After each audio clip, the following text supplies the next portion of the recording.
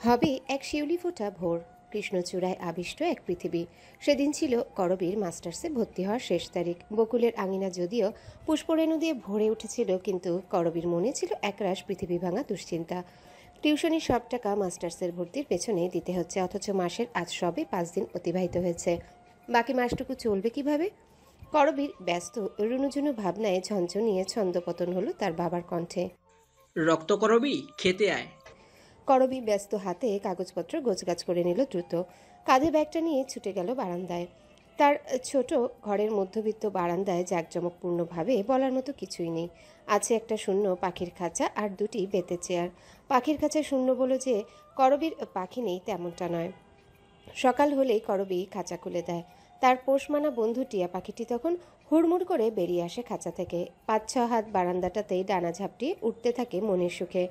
পাখিটির ওড়ার গতি দেখলে মনে হবে না এটি বারান্দা, বরং মনে হবে এটি খোলা আকাশ। এই পাখি ছেড়ে দেওয়ার ব্যাপারটা বেশ অদ্ভুত হলেও করবী তার পেছনে বেশ শক্তপোক্ত একটা যুক্তি আছে। তার ভাষ্যমতে বন্দিনীর মনে কখনো প্রেম জাগে না। প্রেম জাগে তো মুক্তচারিণীর মনে। বন্দিনী সদা চেষ্টা করে কিভাবে বাঁধন মুক্ত হওয়া যায়, কিভাবে একটু প্রাণ খুলে বাঁচা যায়। আর বাঁধন মুক্ত থাকার ভাবনায় সে এতই মগ্ন থাকে যে ভালোবাসার গাঢ় হিসেব নিকেশ কষার আর সুযোগ হয়ে ওঠে না। কিন্তু মুক্তিচারিণী তো সদা মুক্ত। সে সর্বক্ষণ আকাশ পাতাল ঘুরে এসে দিন শেষে একটি আশ্রয়স্থল চায়, যেখানে একটু বাঁধন থাকবে, একটু ভালোবাসা থাকবে, একটু প্রেম থাকবে। যার পায়ের শিকল সে ভালোবাসাকেও কারাগার ভাবে, আর যার ডানায় উড়ার স্বাধীনতা সে ভালোবাসাকে নিজের দিন শেষে নির্ভাবে। আর এই যুক্তি অনুযায়ী করবী তার পাখিটিকে প্রতিদিন খাঁচা খুলে উঠতে দেয়, চলে যাওয়ার অনুমতি দেয় বহুদূর, কিন্তু পাখিটি যায় না। সারাদিন বারান্দায় ডানা ঝাপটাঝাপটি করে স্বেচ্ছায় ফিরে যায় খাঁচায়। পাখিটির থেকে যাওয়ার এই নিয়মে করবী হাসে। অবাক চোখে তাকিয়ে সে উপলব্ধি করে যে থাকতে চায় সে ছোট বারান্দাকেও আকাশ ভেবে থেকে যায়, আর যে না থাকার সে আকাশকেও খাঁচা ভেবে মুক্তি চায়। বারান্দায় চঞ্চল ডানায় উড়ে বেড়ানো টিয়াটি করবীকে দেখেই বার কয়েক আহ্লাদে ডানা ঝাপটালো। তার আদুরে কণ্ঠে ডাকলো, সই সই, মনের কথা কই। করবী হাসলো, বলল, আমারে না কইলে কারে কইবি বানি, কইয়া ফেল। করবীর উত্তর শুনেও টিয়াটি তার আর মনের কথা বলে না। বলবে কিভাবে? সে যে কেবল এতটুকুই বলতে শিখেছে বাবার কাছ থেকে। বাকিটুকু যখন শিখবে তখন টিয়াও নিশ্চয়ই তার মনের কথা বলবে। আচ্ছা, টিয়াটারও কি মন আছে? হয়তো আছে। মন আছে বলেই তো করবীর ভালোবাসা বুঝে থেকে গেছে। মন না থাকলে তো সে কবেই উড়াল দিত বিশাল আকাশের খোঁজে। এই পৃথিবীতে সকলেরই মন আছে। ঘাসপাতা, আকাশ, নদীর কেবল মন নেই মানুষের। তাই তো তারা বিশাল পেলেও বিস্তরের লোভে উড়ে যায়। প্রেম ভালোবাসার পিছুটানো তাকে আটকে রাখতে পারে না। যথারীতি টিয়া পাখির থেকে বিদায় নিয়ে করবী উপস্থিত হলো রান্নাঘরে। ছোট্ট রান্নাঘর তাদের, সেখানেই তারা বাবা মেয়ে পেট পুড়ে মন ভরে খেয়ে নিতে পারে। বাবা মেয়ে ছোট এই সংসার, ছোট দুটো ঘর, একটা ছোট টিয়ার ছোট বারান্দা নামক আকাশ, আর ঘুণে ধরা কয়েকটি আসবাবপত্র ছাড়া তেমন কিছুই নেই। হ্যাঁ, আরেকটা জিনিস অবশ্য আছে, তা হলো আত পুরানো এই রুমের পাঁচিল জুড়ে অভাব অনটনের এক মুঠো সুখ। গরম ভাতে সিদ্ধ আলুর অর্ধেকটা ঘি দিয়ে মাখিয়ে মুখে পুড়ে নিতে নিতে করবী বাবাকে শুধালো, বাজার লাগবে আব্বা? কিছু তো নেই মনে হয়। আমাকে বলো কি লাগবে, আমি নিয়ে আসবো। তৈয়ব হোসেন তখন ডাল নামাচ্ছিলেন। মেয়ের কথা একগাল হেসে বললেন, দুটো ডিম নিয়ে আসিস তো। গত 4-5 দিন যাবৎ এক আলু সিদ্ধ দিয়েই ভাত খাচ্ছিস। সারাদিন এত খাটাখাটনি করিস, শরীরে তো শক্তি লাগবে নাকি? করবী মাথা নাড়ায়, আবারও ভাত মুখে পুড়ে নিয়ে বলে, ভাবছি আজ মাছ আনবো। ডাক্তার বলেন তোমার প্রোটিনের অভাব, মাছ মাংস আনতেই হবে। মেয়ের কথায় বড় বিরক্ত হলেন যেন। বাবা মুখ চোখ কুঁচকে বললেন, ডাক্তারদের কথা ধরিস না তো এত। আজকাল ডাক্তারদের ভরসা হয় না। একবার তোর হালিম চাচাকে ডাক্তার বলল তোর চাচার নাকি ক্যান্সার, বেশি দিন বাঁচবে না। অথচ তোর হালিম চাচা বেশি দিন বাঁচলো, শেষমেশ মরল স্ট্রোক করে। করবীর এই গল্প মুখস্থ, এটা নতুন না। যতবার সে তার বাবাকে ডাক্তারের কথা বলে, ওষুধের কথা বলে, খাবারের কথা বলে, ঠিক ততবার তার বাবা এই গল্প শোনাবেন। কিন্তু সে তো জানে তার বাবা যে ভিতর ভিতর জানেন মেয়ের এক একটা দিন কত যুদ্ধ করে যায়। তাই মেয়ের কাঁধের চিন্তার ভার কমাতে এসব গল্প বুনেন। বেঁচে থাকার যুদ্ধে কিছুটা ধৈর্য আর একটু বাড়ানোর গল্প সাজান। করবীর খাওয়া শেষ হয় ঝটপট। মুখ ধুয়ে উঠে যায় ব্যস্ততা নিয়ে। বাবার ওষুধের প্রেসক্রিপশনটা আলগোছে ব্যাগের ভিতর নিয়ে নেয়। বাবার কাছ থেকে বিদায় নিয়ে বেরিয়ে যায় বাসা থেকে। ব্যাগে টাকা মোট 13,000, তার মাঝে 5,000 চলে যাবে বাসা ভাড়ায়, আর থাকবে 8,000। ভর্তির জন্য লাগবে 4,000 এবং অবশিষ্ট হাতে থাকবে আর 4,000। এই ব্যয়বহুল বাজারে 4,000 টাকা দিয়ে সে কীভাবে মাস পার করবে তার কিছু কাল্পনিক হিসাব করে নেয়, কিন্তু হিসেব শেষে বিরাট গরমিল। এত অল্প টাকায় মাস টেনে নেওয়া যে সম্ভব নয়। হতাশার শ্বাস ফেলে। টিউশনি করিয়ে আর হবে না, একটা চাকরি অন্তত পেতেই হবে। নিম্ন মধ্যবিত্তের এই অভাব অনটনের হিসাব মিলাতে মিলাতে করবী চলে এলো মেন রাস্তায়। মেন রোড থেকে তাদের বাড়িটা বেশ খানিকটা ভেতরে এবং বহু পুরনো দোতলার এক ফাটল ধরা দালান সেটা। বাড়িটিতে মোট 4টা পরিবার থাকে এবং 4টা পরিবারেই করবীদের মতন। টাকা পয়সা থাকলে কেউ এমন একটা বাড়িতে থাকতে চাইতো না, নেই বলেই থাকে। বাড়ি ভাড়াও তো কম, শহরে এত কমে সচরাচর বাসা পাওয়া যায় না। করবী ঘড়িতে সময় দেখলো, অনেকটাই দেরি হয়ে গিয়েছে। যত দ্রুত সম্ভব কলেজে পৌঁছাতে হবে, তাই আজ টাকা পয়সার হিসাব না করেই বাস ধরল। রং থিতিয়ে আসা ওড়নাটা দিয়ে ঘরমাক্ত মুখটা মুছে নিল। আজকাল বড্ড গরম পড়েছে, নাকি তার শরীর এখনো আরামপ্রিয়? শরীর কি ভুলে গেছে বাবার যে রোজগার নেই বহুদিন? ভার্সিটির কাজ মেটাতে মেটাতে করবীর প্রায় লেগে গেল অনেকটা সময়। তখন অন্তরিক্ষে ভানুর তেজ বেশ। ঘড়ির কাঁটায় সময়টা দেখে নিল 4টা 20। তার পেট ক্ষুধায় মুচড়ি এলো। সেই সকাল 8টায় খেয়েছে, খিদে লাগা স্বাভাবিক। অথচ তার এখন পড়াতে যাওয়ার সময় হয়েছে। বাসায় গিয়ে খেয়ে আসবে তা সম্ভব না। বাইরে হোটেলে খাওয়ার বিষয়টাকে তার টাকা অপচয় বলে মনে হলো। অতঃপর 7-5 না ভেবে সে কলেজের সামনের পার্কটাতে ঢুকে পড়ল। একটা খোলামেলা চায়ের দোকানের বেঞ্চিতে গিয়ে বসলো। একটা শুকনো রুটি আর চায়ের অর্ডার দিয়ে কিছুক্ষণ ঝিমিয়ে নিল। করবী দেখতে বেশ সুন্দর, অপ্সরা কিংবা পরীর মতন। মুখে কোনো প্রসাধনী ছাড়াই তাকে মনে হচ্ছে রূপকথা সিন্ড্রেলা। মাঝারি আকারের চুলগুলো ঢিলে খোপায় ছেড়ে রেখেছে কাঁধে। চোখে আছে গতদিনের কাজলের লেপটে যাওয়া কিছুটা ছায়া। করবীর ঝিমিয়ে যাওয়া মুহূর্তেই তার চা আর রুটি এলো। ভীষণ খিদে দেখায় সে বেশ তাড়াহুড়ো করেই খাবারটা খেলো। এতটুকু খাবারেই তার রাক্ষসের মতন খিদেটা নিভে গেল দ্রুত। সে উঠে গেল বিল দিতে এবং ঠিক সেই মুহূর্তে ঘটল বিপত্তি। বিল দিতে গিয়ে সে আবিষ্কার করলো তার ব্যাগে অবশিষ্ট টাকাগুলো নেই। কোথায় গেল? কবরীর বুকে হুট করে মোচড় দিয়ে উঠল। তৎক্ষণাৎ দোকানদার তাড়া দিলেন। আফা, টাকাটা দেন।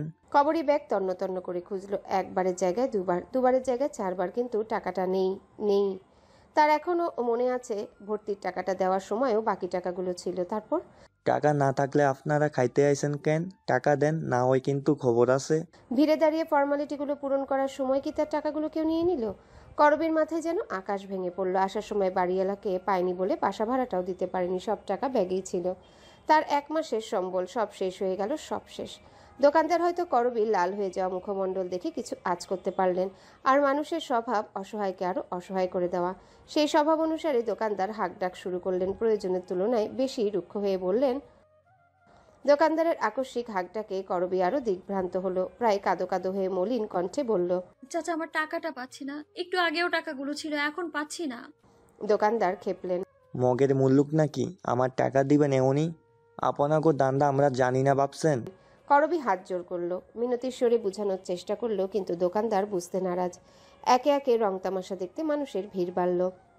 কেউ করবীর হয়ে সুপারিশ করলো টাকাটা মাফ করে দেওয়ার, আর কেউ দোকানদারের হয়ে হুমকি ধামকি দিল। ঠিক এই মুহূর্তে এসে লজ্জায় অপমানে কবরীর মাথা ঘুরে গেল। ইস, জীবন তার পরীক্ষা এমন বাজেভাবে নিচ্ছে। শেষমেশ কিনা সম্মানের নিলামি দেখতে হচ্ছে। হ্যাঁ। ঠিক সেই মুহূর্তে বাকবিতণ্ডার একই ধরনের কথার বিপরীতে একটি ভিন্ন কথা ভেসে এলো। কত টাকা হয়েছে? আমি দিচ্ছি। ব্যাস, সকল উৎসুক দৃষ্টি ঘুরে গেল সেই ব্যক্তির দিকে। করবীও তাকালো ফ্যালফ্যাল করে। একটি পাঞ্জাবি পরিহিত শ্যামলা বর্ণের সুপুরুষ এগিয়ে এলো। 100 টাকার একটা নোট দোকানদারের দিকে এগিয়ে দিয়ে বলল, ভার্সিটির সামনে দোকান বসিয়ে ছাত্রছাত্রীদের দুঃখ যদি না বোঝেন, তাহলে তো আপনার এই দোকান এখানে টিকবে না চাচা। রাখুন টাকাটা। ওর বিলটা রেখে বাকি টাকাটা রেখে দিন নিজের কাছে। ভবিষ্যতে আবার কেউ এমন বিপদে পড়লে তাকে এমন বিভ্রান্তিতে ফেলবেন না। আমার এই টাকাটা ধরুন, তার জন্য আগে থেকে দিয়ে রাখলাম। জনসমাগম অবাক নয়নে তাকিয়ে রইল। সেই সুন্দর চিন্তার পুরুষটি এবার জনসমাগমের অবাক দৃষ্টিকে উপেক্ষা করে বলল, বিন না করে কেউ একজন সাহায্য করলেই তো পারতেন। মানুষের বিপদে মজা নেওয়ার মতন অমানবিকতা নিয়ে বেঁচে না থাকলেও পারেন আপনারা। ব্যাস, এতটুকু কথাতেই ভিড় খালি হয়ে গেল। জনশূন্য হয়ে গেল জায়গাটি। কেবল একধারে বহুক্ষণ যাবৎ এখানে বসে ঝিমোতে থাকা কুকুরটি অবশিষ্ট রইল। আগন্তুকের এহেন সাহায্যে কৃতজ্ঞতায় নুয়ে গেল করবী। বারংবার বলতে লাগলো, আপনাকে অনেক ধন্যবাদ। আপনি না থাকলে কি যে হতো। ধন্যবাদ। আগন্তুক মুচকি হাসলো। করবীর হাতে 500 টাকার একটা নোট ধরিয়ে দিয়ে বলল, এটা রাখো। টাকাটা বোধহয় হারিয়ে ফেলেছ। রাস্তায় তোমার প্রয়োজন হতে পারে, পরে সময় করে না হয় শোধ করে দিও। করবী দোনমনো করে টাকাটা নিল। এখন অতিরিক্ত আত্মসম্মান দেখানো মানে আবারও রাস্তায় কোথাও না কোথাও সম্মানহানির মুখোমুখি হওয়া। এর চেয়ে টাকাটা নিয়ে নেওয়াই উত্তম। করবী টাকাটা নিল এবং সাথে সাথে আগন্তুকের ফোন নাম্বারটিও নিল। কথা দিল খুব দ্রুতই পরিশোধ করে দিবে টাকাটা। অপরিচিত লোকটি হাসলো, ঘাড় কাত করে বলল, দিও সময় করে, সমস্যা নেই। আমাকে ভার্সিটিতেই পাবে। আমি ভার্সিটির পুরনো স্টুডেন্ট। সকলে তিমির ভাই বলেই ডাকে। নাম বললেই হবে। আজ যাই, আমার কাজ আছে। করবী ঘাড় কাত করলো, তবে কিছু একটা মনে হতেই বলল, আমার নাম করবী। পরে যদি না চিনেন তাই নামটা জানিয়ে রাখলাম। ধন্যবাদ দিয়ে ছোট করব না স্যার। কখনো যেন আপনার উপকারে আসি, দোয়া করবেন। তিমির ঘাড় কাত করলো, খানিক হেসে বলল, স্যার দেখে এত ফর্মাল হওয়ার প্রয়োজন নেই। রক্ত করবি, তুমি আসতে পারো এখন। করবী আর কথা বাড়ালো না। লোকটা তার সাথে কথা বাড়াতেও চায় না, বুঝতেই সে পথ ধরল। পেছন থেকে সে তিমির নামক লোকটার রাশভারী কণ্ঠ শুনতে পেল। লোকটা কাউকে ডেকে যেন বলছে, ইমন, কলেজের সামনে এমন দোকানদার বসে কিভাবে? ওনার একটা ব্যবস্থা কর শীঘ্রই। এমন অস্বস্তিতে ফেলা মানুষের প্রয়োজন নেই এখানে। আর কিছু বলছে লোকটা, কিন্তু করবী শুনতে পায়নি। অনেকটা পথ যাওয়ার পর সে আবারও পিছু ফিরে দেখল, কিন্তু শ্যামবর্ণের সেই সুদর্শন পুরুষটি ভুল করেও তাকায়নি একটিবার। তবে করবী তাকিয়েছে। তার 24 বছরের জীবনে সেই প্রথম কোনো পুরুষকে দ্বিতীয়বার ঘুরে দেখছে, অথচ সে পুরুষ কিনা একবারও চাইল না। এই প্রথম কেউ বোধহয় করবীর আগুন ফুলকির মতন রূপ দেখেও আগ্রহ নিয়ে তাকালো না। পথের ধারে ঝিমিয়ে এসেছে রোদ। একটা ক্লান্ত সন্ধ্যা তখন। শহরের পথঘাট সেজে উঠেছে কৃত্রিম আলোয়। করবী টিউশনি করিয়ে বের হয়েছে, মাত্র তার ভীষণ লজ্জা লাগছে। টিউশনির বাসায় স্টুডেন্টের আম্মুর কাছে সে আগামী মাসের বেতন অগ্রিম চাইতেই মহিলা কেমন উগ্র আচরণ দেখালেন। মুখ ঝামটি দিয়ে বললেন, এত টাকা টাকা না কইরা একটু ভালো কইরা পড়াইবার মন দিলেও তো পারো নাকি? আমার পোলার হাতের লেখা যে দিন দিন বাজে হইতেছে সেইটা দেখবার পারো না? তাছাড়া আমরা কি হেই মানুষ যে টিচারে টাকা পয়সা সময় মতো দিবার পারি না? করবী আর কথা বাড়ালো না। এই স্টুডেন্টের মা একদম জন্মসূত্রে ঢাকার বাসিন্দা, তাই তার কথাবার্তায় আঞ্চলিক ভাবসাব এবং আচার আচরণে কিছুটা রুক্ষতা আছে। তাই মহিলার সাথে আর কোনো কথা না বাড়িয়ে সে বাড়ি ত্যাগ করলো। তার কাছে যদি সামান্য কিছু টাকা থাকতো তাহলে সে জীবনেও এ বাড়ির দিকে ফিরে তাকাতো না। শিক্ষকতা পেশা সম্মানের, সেই সম্মানই যদি না পায় তবে পেশা করানোর মানে হয় না। কিন্তু কি করার, পেটের জন্য কখনো পিঠের মায়ের সহ্য করতে হয়। পেট চালানোর জন্য সম্মান কখনো কখনো বিসর্জন দিতে হয়। তবে মধ্যবিত্তের যে সম্মান বেশি দামি। বাকিদের কাছে অগ্রিম বেতনের কথা বলেনি সে। ভেবেছিল এই পরিবারটি যেহেতু বেশ সচ্ছল, তাই চাইলেই ম্যাডামের বেতন তারা হয়তো মাসের আগেই দিয়ে দিতে পারবে। কিন্তু করবী বুঝেনি এদের অর্থ থাকলেও যে মানসিকতায় অনেক ঘাটতি আছে। বুকে একরাশ দীর্ঘশ্বাস এবং মাথায় এক ঝাঁক চিন্তা নিয়ে সে যখন ফুটপাতে হাঁটা আরম্ভ করলো, ঠিক তখন পেছন থেকে তার ডাক এলো। ম্যাডাম একটু দাঁড়ান। করবী দাঁড়ালো। পেছনে ফিরে দেখলো তার 12 বছরের ছাত্রটি দাঁড়িয়ে হাঁপাচ্ছে। হয়তো ছুটে এসেছে বলে ক্লান্ত হয়ে গেছে, কিন্তু মাত্রই তো ওদের বাসা থেকে বের হলো। তাহলে কোন কারণে আবার ছেলেটি এখানে এলো? করবীর ভাবনার মাঝে এই সুন্দর গোলগাল ছোট ছেলেটি এগিয়ে এলো। ম্যাডামের পাশে দাঁড়িয়ে সে একগাল হাসলো। করবী বাচ্চাটার মায়ের আচরণ ভুলে ছেলেটার ফুলো ফুলো গালগুলো টেনে দিয়ে আদুরে কণ্ঠে বলল, অর্পণ, তোমার এখানে কি? কোনো কাজে এসেছো? অর্পণ মাথা নাড়ালো উপর নিচ, তারপর ব্যস্ত ফুটপাতে একবার চোখ ঘুরিয়ে প্রায় ফিসফিস করে বলল, ম্যাডাম, তুমি কি কষ্ট পেয়েছো আম্মুর কথায়? কষ্ট পেও না, তুমি তো জানো আম্মু কেমন। করবী ভারী অবাক হলো অর্পণের এমন কথায়। ছেলেটা বেশ চঞ্চল ও দুষ্টু। প্রথম যেদিন ও গেল পড়াতে, সেদিন করবীর হাতে কামড় লাগিয়ে দেয় অর্পণ। চুল টেনেও ধরেছিল, কিন্তু করবী ধমকাধমকি করেনি মোটেও। তারপরে এই বাদর ছেলে কিভাবে যেন করবীর ভক্ত হয়ে যায়। দীর্ঘ 5 বছর সেই ম্যাডামকে ছাড়া আর কিছু কল্পনাও যেন করতে পারে না। বাচ্চাটিও কি তবে তার মায়ের এমন পর্দাহীন আচরণে লজ্জা পেল? করবীর ভাবনার মাঝে অর্পণের কণ্ঠ ভেসে এলো। ম্যাডাম শোনো। করবী ভ্রু উঁচু করে শুধায়, কি? নাও তোমার সম্মানী। আব্বুর কাছ থেকে জন্মদিন উপলক্ষে এটা নিয়েছিলাম। বলেছিলাম বন্ধুদের খাওয়াবো, কিন্তু আমার বন্ধুদের খাওয়ার থেকে তোমার এটা বেশি প্রয়োজন, তাই তুমি রেখে দাও। তোমাকে যখন আম্মু সম্মানী দেবে তখন না হয় আমারটা আমাকে শোধ করে দিও। বুঝি তো, প্রেস্টিজ ইস্যু। বন্ধুরা না হয় খেপাবে। করবী অবাক হয়, বিস্ময় পৌঁছে যায় আকাশ অব্দি। সে দ্রুত খামটা অর্পণের দিকে বাড়িয়ে দেয়। এ মা অর্পণ, তুমি তোমার টাকা আমায় কেন দিয়েছো? বোকা ছেলে, ম্যাডামের অতটাও প্রয়োজন নেই টাকা। তুমি রেখে দাও এগুলো, আর কখনো এমন করবে না, কেমন? যাও বাসায়। আম্মুর কাছে টাকা চাওয়ার সময় যে তোমার চোখ থেকে পানি পড়েছিল, সেটা আম্মু না দেখলেও আমি দেখেছি। তুমি নাও এটা ম্যাডাম, পরে সুদ দিও কেমন? কথাটা বলেই বাচ্চাটা ছুটে চলে গেল। করবী বার কয়েক পিছু ডাকলেও বাচ্চাটার মাঝে থামাথামির কোনো ভাব দেখা গেল না। ছেলেটার ছুটন্ত শরীরের দিকে তাকিয়ে থাকতে থাকতে করবীর চোখ ঝাপসা হয়ে এলো।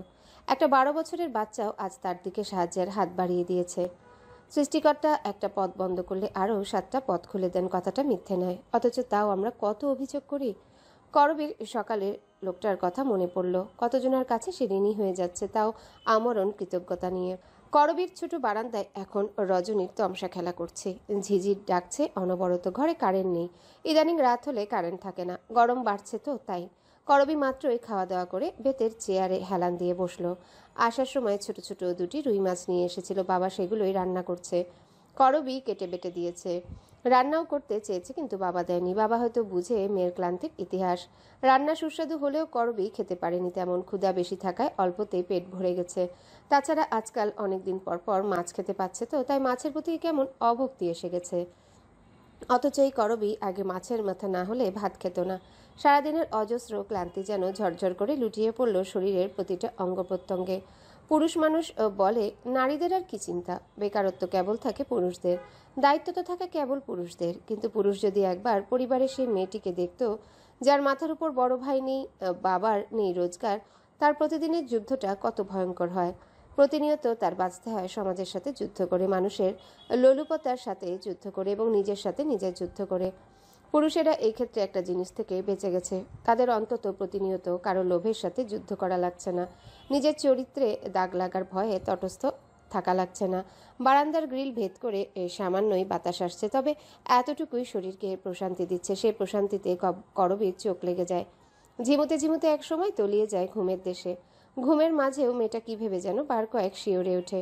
তয়েব হোসেন বারান্দার দরজায় দাঁড়িয়ে সবটাই দেখে, বার কয়েক দীর্ঘশ্বাস ফেলে। নিজেকে ভীষণ অসহায় লাগে। বাবা হয়ে সন্তানের দুঃখ চোখ মেলে দেখা ছাড়া তার উপায় নেই আর। কি দুর্ভাগা সে। করবী ঘুমের মাঝে বার কয়েক কেঁপে কেঁপে ওঠে। কি জানি মধ্যবিত্তের এই সিন্ড্রেলা কোন রাক্ষসীর স্বপ্ন দেখে ভয় পাচ্ছে। অবশ্য গরিবের জন্য বড় রাক্ষসী তো তার অভাব অনটন। তৈয়ব হোসেন মেয়ের মাথায় হাত রাখতে ঘুমন্ত মেয়েটির কপালের ভাঁজ শিথিল হয়ে আসে। ভরসার হাতটুকু পেতেই মেয়েটি নিশ্চিন্তে ঘুমায়। কারণ মেয়ে তো জানে, বাবা গরিব হোক কিংবা বড়লোক, তার কাছে তার মেয়ে সবসময় রাজকন্যা। আর বাবা কখনো সেই রাজকন্যার ক্ষতি হতে দিবে না। টাকা হারানোর কথাটা গোপনেই রাখলো করবী। বাবা অসুস্থ, এর মাঝে খবরটা পেলে বাবা চিন্তায় হয়তো আরও অসুস্থ হয়ে পড়বে। তাই সেই সিদ্ধান্ত নিল বাড়িওয়ালার সাথে কথা বলবে। যদি আরও কয়েকটা দিন সময় চেয়ে নেওয়া যায় তাহলে তো খারাপ হবে না। সময়টা সকাল আনুমানিক 10টা। যথারীতি নিয়মে তৈরি হলো করবী। নিয়ম অনুযায়ী বারান্দায়ও গেল। বাণী নামক টিয়া পাখিটা আবারও ডানা ঝাপটাতে ঝাপটাতে বলল, সই সই মনের কথা কই। করবী সম্মতি জানালো, তবে মনের কথা বলতে পারার অনুমতি পেয়েও বাণী মনের কথা বলল না। অনুমতিকে আপোষ করে গেল নিঃসংকোচে। করবী হাসল। যেদিন বাণী প্রথম কথা বলল স্পষ্ট, সেদিন তার সাথে 2টি অবাক ঘটনা ঘটেছিল। রাস্তায় একটা ছোট বাচ্চা হারিয়ে গিয়েছিল। সে বাচ্চাটিকে তার বাবা মায়ের কাছে পৌঁছে দিয়েছিল। বাচ্চাটির মা বেশ আন্তরিকতার সাথে করবীকে বারবার কৃতজ্ঞতা জানিয়েছিল এবং পরবর্তীতে 2 বছরে সেই মেয়ে বাচ্চাটির নাম নতুন করে সে ভদ্রমহিলা রেখেছেন করবী। যেহেতু করবীর মাধ্যমে নতুন করে আবারও নিজের কন্যাকে খুঁজে পেয়েছিল। এরপর অবশ্য ওদের সাথে করবীর আর দেখা হয়নি। ওরাও করবীর বাসা চিনত না যে আসবে। করবীরও আর সময় হয়ে ওঠেনি যাওয়ার। এবং দ্বিতীয়টা হলো, করবীর বাবা তৈয়ব হোসেনের মুখটা হালকা বাঁকিয়ে গিয়েছিল একবার মিনি স্ট্রোক করে। অনেক চেষ্টা করেও পুরোপুরি মুখটা সোজা হয়নি, অথচ সেদিন তৈয়ব হোসেনের মুখটা নিজে নিজে সোজা হয়ে গেল। অবিশ্বাস্যকরভাবে ভদ্রলোক আগের মতন পরিষ্কার কথা বলতে শুরু করলো। সে যুক্তি অনুযায়ী করবীর মনে হয় বাণী যেদিন মনের কথা বলতে পারবে সেদিন হয়তো আরেকটা আশ্চর্যজনক কিছু ঘটবে, হয়তো আরও একটা বিস্মিত কিছু। করবী তাই দিন গুনে মনে মনে ভাবে বাণী আরও কয়েকদিন সময় বেশি নিয়ে তারপর মনের কথা বলতে শিখুক। এখনও করবীর দুঃখগুলো বাঁধ ভাঙেনি। যেদিন বাঁধ ভাঙবে, পুরো পৃথিবী অসহায় লাগবে, সেদিন না হয় এই আশ্চর্যজনক ঘটনা দ্বিতীয়বার ঘটবে। করবীর আবারও ধৈর্য ধরার অনুপ্রেরণা জাগবে। আজকে কোনো মতে খাবার খেয়ে বেরিয়ে গেল করবী। প্রথমে টিউশনিগুলো একে একে শেষ করলো। 4টা টিউশনি করিয়ে বের হতে হতে বাজলো আনুমানিক 4:30। যেহেতু প্রতিটা স্টুডেন্টের বাসা অনেকটা দূরে দূরে এবং হেঁটে আসা যাওয়া লাগে, তাই বেশ খানিকটা সময়ই লেগে যায় টিউশনি করাতে। টিউশনি শেষ করিয়ে সে রওনা দিল বাড়িওয়ালাদের বাসার উদ্দেশ্যে। সে যে এলাকায় থাকে সে এলাকায় বাড়িওয়ালারা থাকেন না। অবশ্য এটাই স্বাভাবিক। যাদের টাকা আছে তারা প্রাধান্য দেয় বিলাসবহুল জীবনকে, আর যাদের টাকা নেই তার সবটুকু উজাড় করে দেয় একটু বেঁচে থাকতে। সেই শর্ত অনুযায়ী বাড়িওয়ালারা বিলাসবহুল জীবন চাইবে, সেটাই স্বাভাবিক। করবীকে বাড়িওয়ালার বাসা অবধি যেতে হয়নি। এলাকায় ঢুকতেই দেখা পেল বাড়িওয়ালাকে দেখতে এসে মাথায় কাপড় দিল। যথেষ্ট শালীনতা বজায় রেখে এসে মার্জিত ভঙ্গিতে সালাম দিল। চাচা আসসালামু আলাইকুম। আমি কোর্ট লেনের গলিতে থাকি, আপনাদের চড়ুই ভিলাতে, 2 তলায়। বাড়িওয়ালা আন্তরিক হাসি দিলেন। হ্যাঁ, চিনেছে কবরী। করবীর মলিন হাসি আরও মলিন হলো, বলল, কবরই না চাচা, করবী আমার নাম। ওই তো একই হলো। তা বলো, কি বলবে? ভাড়াটা এনেছো? ভাড়ার কথা উঠতেই করবীর মুখটা ছোট হয়ে এলো। দনমনে করে বলল, আসলে চাচা, আমাকে কি আর কয়েকটা দিন সময় দিবেন? আমি ভাড়ার টাকাটা অন্য একটা জরুরি কাজে ব্যয় করে ফেলেছি। আপনি কয়েকটা দিন সময় দিলে আমার সুবিধা হতো। 1 সপ্তাহ সময় দিন, আমি জোগাড় করে দিয়ে যাব। সে কথাটা বেশ অস্বস্তি নিয়ে বলে ভীরু চোখে বাড়িওয়ালার দিকে তাকালো। সে ভেবেছিল বাড়িওয়ালা তার এমন কথায় রেগে যাবেন, কিন্তু তেমন কিছুই হলো না। বরং ভদ্রলোকটির বিস্তৃত হাসি আর প্রশস্ততা লাভ করল। তিনি করবীর বাহুতে ডান হাত রেখে কেমন কামনার দৃষ্টিতে তাকিয়ে বললেন, হ্যালো বন্ধুরা, পরবর্তী পার্ট খুব তাড়াতাড়ি আসবে, তো সবাই অপেক্ষায় থাকো।